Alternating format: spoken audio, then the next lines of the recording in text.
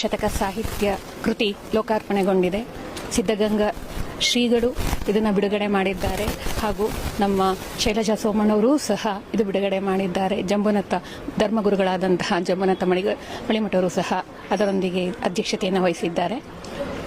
ವೀರಶೈವ ಶತಕ ಸಾಹಿತ್ಯ ಚರಿತ್ರೆಯಲ್ಲೇ ಸಾಹಿತ್ಯ ಪ್ರಕಾರಗಳಲ್ಲಿ ಮೇರುವ ವೀರಕೃತಿಯಾದದ್ದು ಅಂತ ಹೇಳ್ಬೋದು.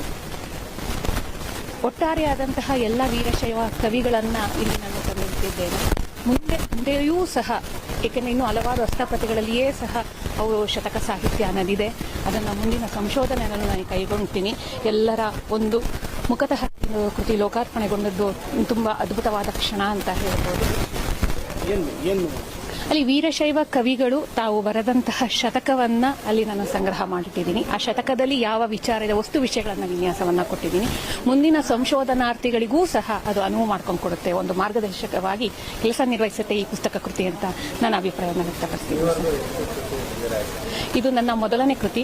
30ಕ್ಕೂ ಹೆಚ್ಚು ರಾಷ್ಟ್ರೀಯ ಅಂತಾರಾಷ್ಟ್ರೀಯ ಮಟ್ಟದಲ್ಲಿ ನಾವು ಲೇಖನಗಳನ್ನು ಪ್ರಸ್ತುತಪಡಿಸಿದ್ದೀನಿ ಹಾಗೂ ನನ್ನ ಹಲವಾರು ಲೇಖನಗಳಿಗೆ ಇಂಟರ್ನ್ಯಾಷನಲ್ ಅವಾರ್ಡು ಸಹ ಬಂದಿದೆ. ಅಂತಾರಾಷ್ಟ್ರೀಯ ಭಾರತೀಯ ಸಂಸ್ಕೃತಿಯನ್ನ, ಅದರ ಪ್ರತೀಕವನ್ನ ಬಿಂಬಿಸ್ತಕ್ಕಂತಹ ಅಂಶ ಇವತ್ತು ನಾನು ನೋಡಿದೆ. ಸಭೆ ಪರಿಪೂರ್ಣವಾಗಿದ್ದು ವಿಷಯವನ್ನ ಆಲಿಸಿದಾಗ ಇದು ಬದುಕು ಸಾರ್ಥಕ ಆಯಿತು.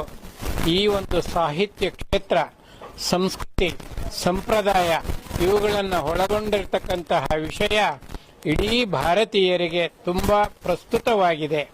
ಆದ್ದರಿಂದ ಇದು ನಮ್ಮ ದೇಶದಲ್ಲಿ ಅತಿವೇಗವಾಗಿ ಚಲಿಸುವಂತಹ ಒಂದು ಕಾರ್ಯವನ್ನ ಈ ಮಾಧ್ಯಮದವರು ಮಾಡ್ತಾ ಇದ್ದಾರೆ. ಮಾಧ್ಯಮದವರ ಪಾತ್ರ ಅಪಾರವಾದದ್ದು.